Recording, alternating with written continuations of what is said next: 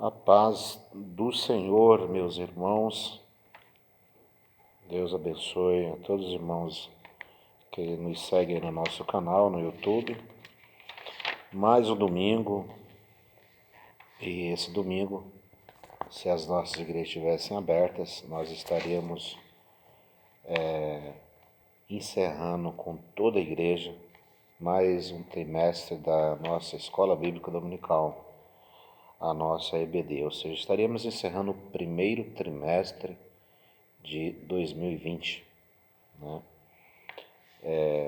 Como as igrejas estão fechadas por questão desta pandemia, nós, então, estamos gravando aqui a 13ª e última lição desse trimestre, que tem por tema o novo homem em Cristo Jesus, né? Encerrando o trimestre, essa gravação vai estar no nosso canal, no YouTube. Divulgue o nosso canal, aqueles irmãos que ainda não participam, divulgue. Se você ainda não é inscrito, inscreva-se, dê o seu like, o seu dislike. O importante é que o reino de Deus está sendo pregado, né? No domingo passado, nós estudamos Jesus, o homem perfeito. E nesse encerramento de hoje, o novo homem em Jesus Cristo. Lembrando que nosso trimestre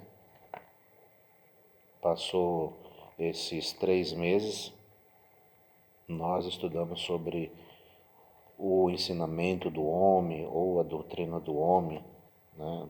Sobre a humanidade, né? E chegando à conclusão, a leitura bíblica em classe, ou seja, aquilo que esboça o texto da leitura bíblica é João capítulo 3, do 1 ao 16. Você que tiver uma Bíblia na sua casa, leia.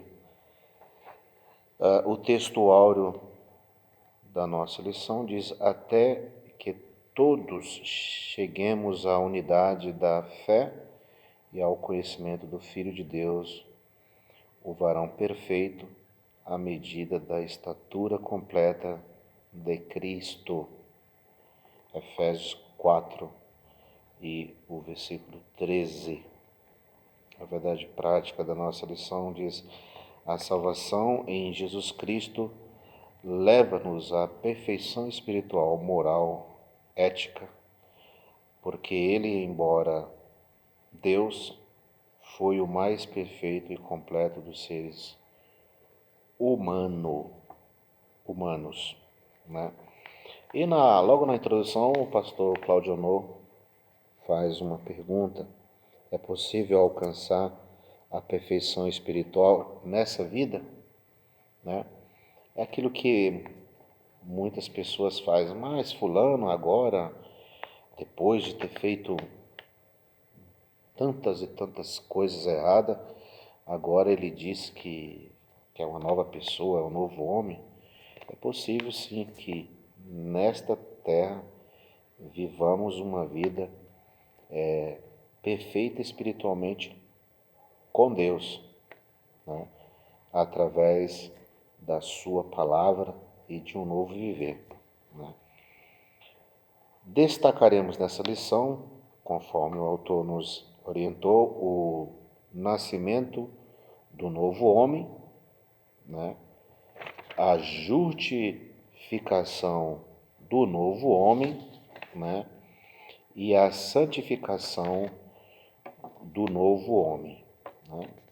Então, o tópico primeiro fala do novo homem, o nascimento do novo homem, né? No encontro em que Jesus teve com o mestre da lei, Nicodemos, ele deixou isso bem claro, né? Nicodemos, né, digamos, já em perfeita estatura de homem, né, não compreendeu como assim nascer de novo, né? Poderei eu voltar ao ventre da minha mãe? né? E nascer novamente, mas não era isso que Jesus estava falando para ele, né? As suas atitudes, a sua forma de ser, né? Nascer para Deus, né? Ser uma outra pessoa, ter outras atitudes, né?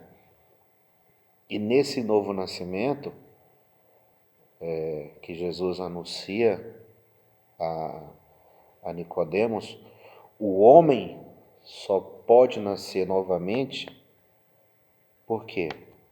Lembrando da lição passada, o primeiro Adão fez com que todos os homens pecassem, se distanciassem de Deus, né? E Jesus, sendo o segundo Adão, trouxe todos os homens a reconciliar-se com Deus, né?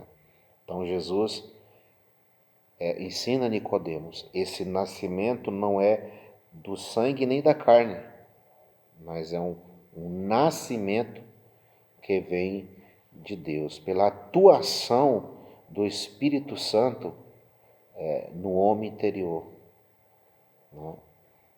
E aí o homem nasceria novamente, né? Esse nascer de novo seria uma obra efetuada por Deus, né? O homem não teria que voltar ao ventre. Deus faria uma mudança no seu interior, né? Deus faria essa mudança no interior.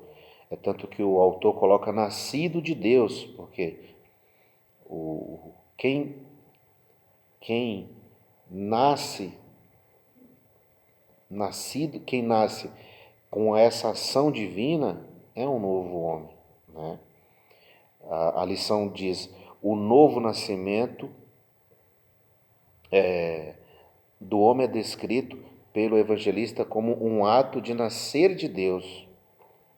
Ou seja, quando você aceita a fé, quando você entra num templo que nem esse, eu estou agora aqui na igreja, aqui na companhia do Rafael que está aqui ao meu lado, né? Quando o homem aceita essa palavra, a Bíblia diz que a fé vem pelo ouvir. Quando o homem ouve a palavra, aceita a viver uma nova vida, Deus começa a trabalhar no interior deste homem, né? E agora, ele nascido de Deus, torna-se nova criatura. Aí Paulo diz, as coisas que eram velhas, ela se passou, eis agora que tudo se fez novo, né? Aí o autor nos diz, logo nascer de Deus é tornar-se filho de Deus pela fé, né? É um ato de fé. Quem tem fé, nasce. Quem tem fé no Filho de Deus, nas Escrituras, na Palavra de Deus, e o aceita, né, é chamado Filho de Deus. Glória a Deus por isso, né? O autor também destaca a questão do batismo, né? O batismo não é apenas um jogar de água, o batismo você declara pela sua fé, né? Você declara perante os homens que você crê, né? Na palavra, no Deus, na nova vida, né? Aquele que crê e for batizado, né? Então, este ato, o ato de salvação, né? Nascido da água, do batismo, né? Sobre as águas, né? E da obra efetuada pelo Espírito Santo. O Espírito de Deus, né? O Espírito de Deus, ele passa agora a trabalhar no homem. Aquilo que o homem fazia, ele não faz mais, porque nenhum de nós temos o domínio, né, Às vezes eu vejo gente falando, não, eu não faço isso, se eu quiser fazer, eu faço, se eu não quiser fazer, eu não faço. Olha, a natureza do pecado, ela é dominante, né? Paulo diz, maldito homem que sou, aquilo que eu quero fazer, eu não faço, aquilo que eu não quero fazer, faço, aquilo que eu quero fazer, não faço, né? Mas quando nós somos criado novo homem, somos agora trabalhados pelo Espírito Santo, então é Ele quem nos controla, né? É Ele que faz com que essa regeneração aconteça dentro de nós, né? Dentro de nós. É uma regeneração dia a dia que o Espírito Santo gera dentro de nós e através dessa regeneração, cada dia que passa, nós vamos nos tornando mais firme, mais convicto da nossa fé.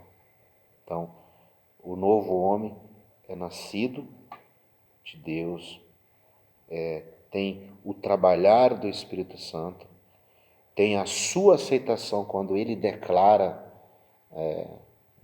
para os homens, quando ele aceita, né? Quando ele se submete, né, à palavra, né?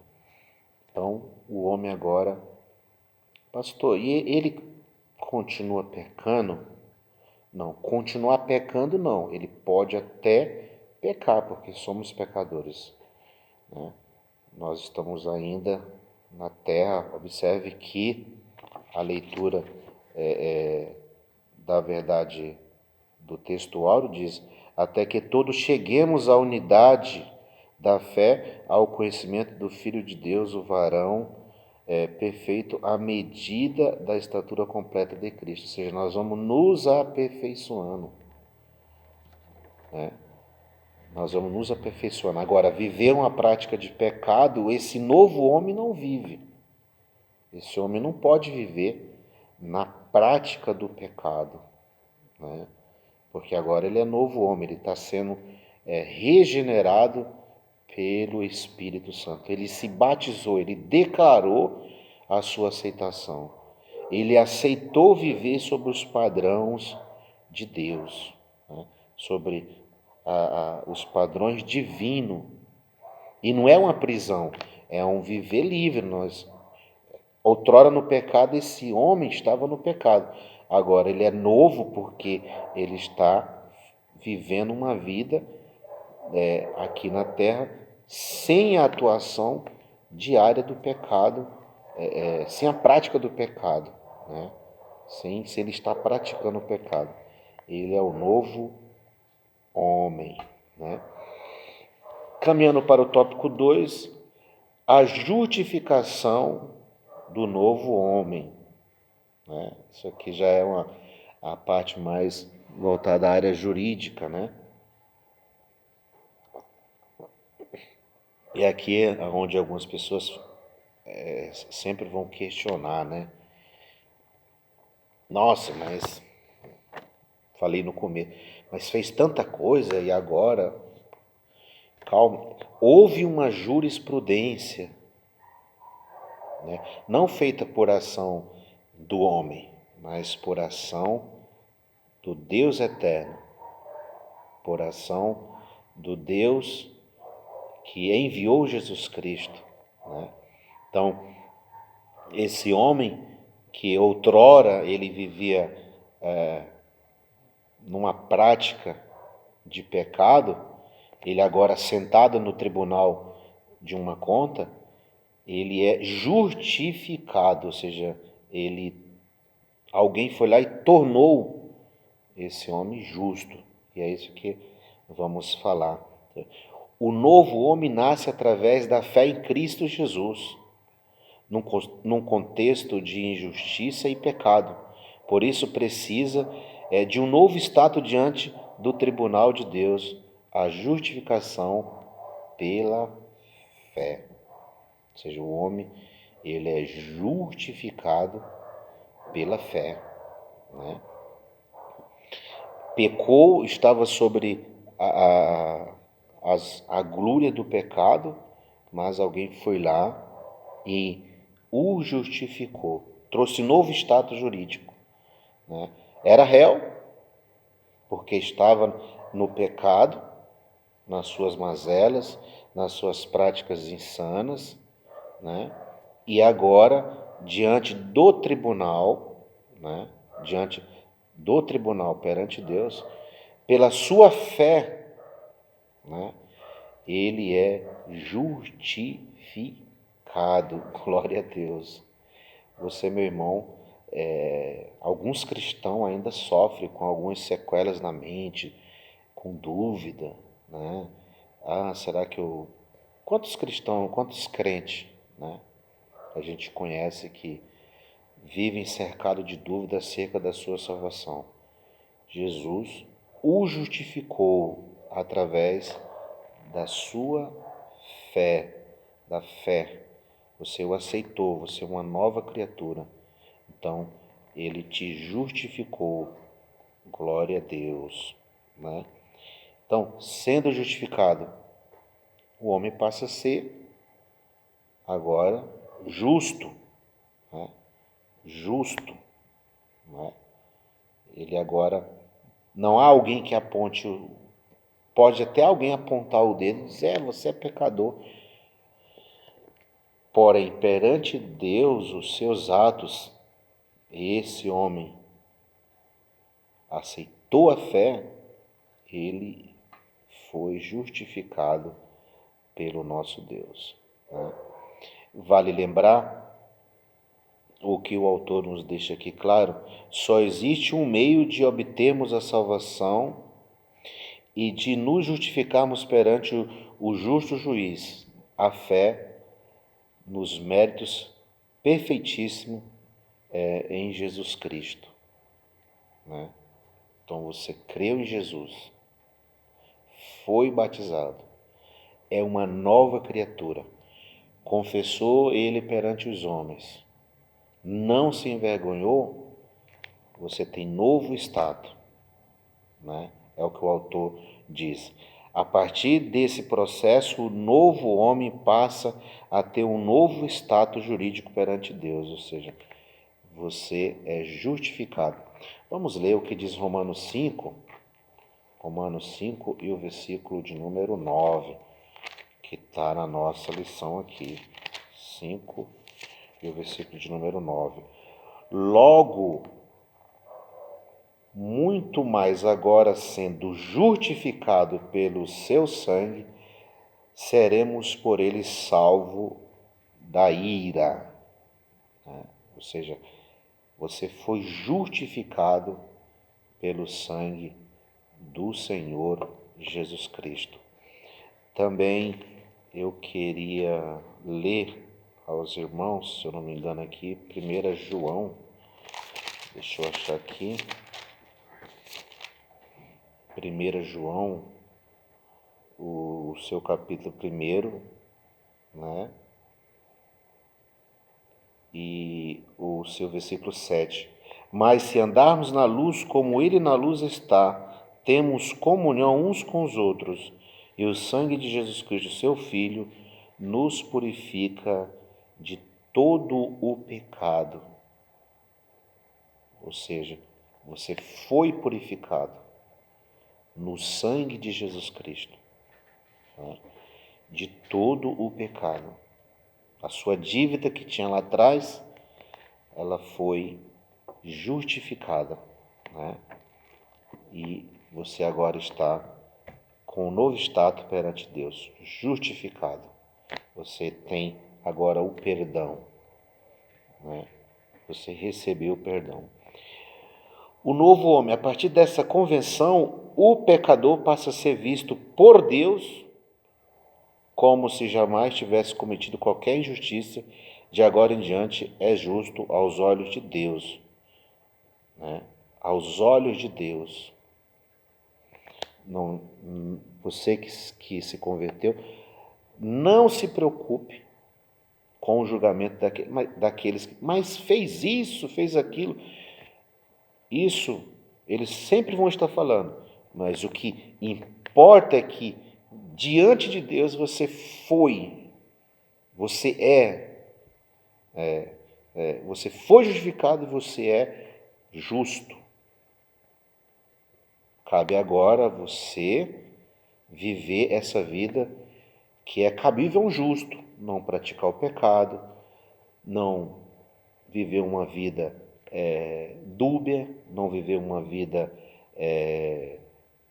errada, voltar às velhas práticas, né? O novo homem não volta às velhas práticas. O homem justificado, ele pratica os atos de justiça, né? Ele procura cada dia mais se aproximar de Deus através de suas orações, leitura da palavra, lendo bons livros, boa comunhão, estando na igreja, né? Congregando, seu dia a dia com os vizinhos, no trabalho, né? Que você já imaginou um justo perante Deus, um homem que foi justificado no trabalho, falando mal da empresa, falando mal do patrão, falando mal do vizinho, falando mal de A e de B, falando mal do seu pastor? Isso não é prática de quem nasceu de novo e de quem foi justificado. Não é prática daquele que perante Deus teve os seus atos, né? A Bíblia diz, nós achávamos que era tão justo que isso era contido perante Deus como atos de injustiça, né? Então não cabe ao justo essas práticas, esse viver. O justo, né? Lembra do testemunho que Deus que Deus falou acerca de Ló? Nós lemos isso no livro de Ló, de Ló não, me desculpe, irmãos, de Jó, né? De Jó, não de Ló, né? No versículo, capítulo 1, no livro de Jó, né? Deixa eu achar aqui o versículo. Cadê aqui? Vamos ler o versículo 1. Havia um homem na terra de Uz, cujo nome era Jó, e este era homem sincero, reto e temente a Deus, e desviava-se do mal, né? Jó desviava-se do mal, né? Lembra do Salmo 1, né? O novo homem, o Salmo 1, o versículo 1 também, né? É bom a gente ler estes versículos.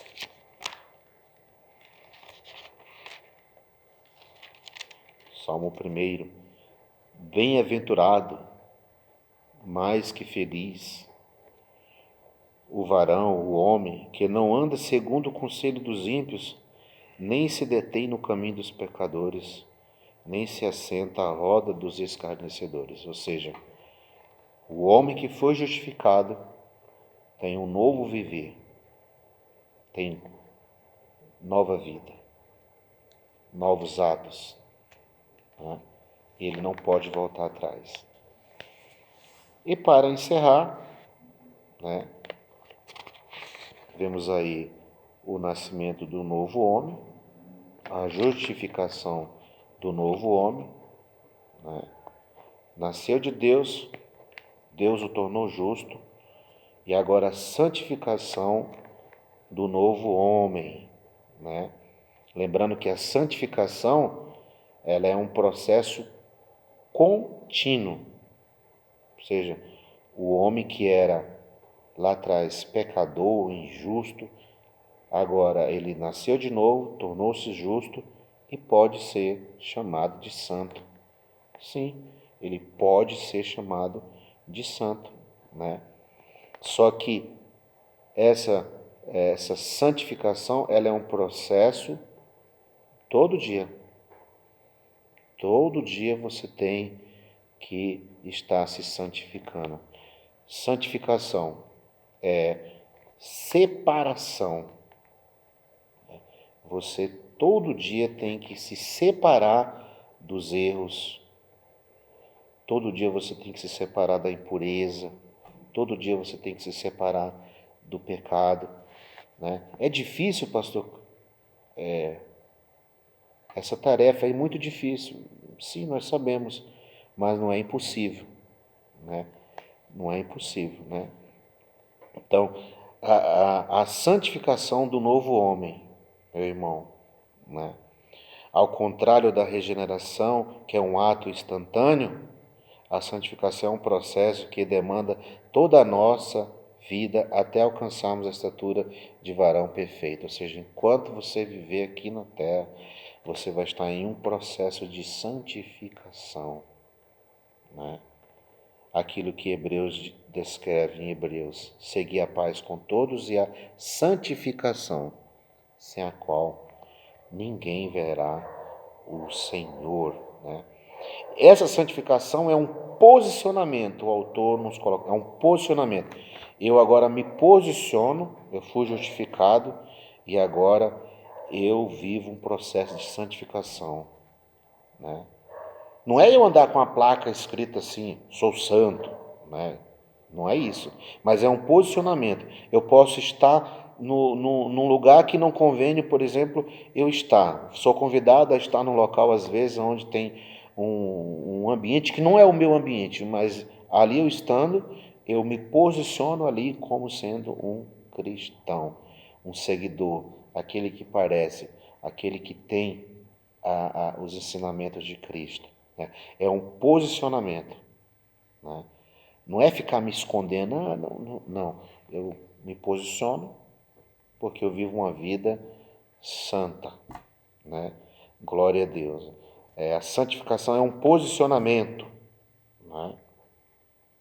O autor diz logo aqui embaixo: o posicionamento é santo, embora esteja ainda em processo de santificação, né?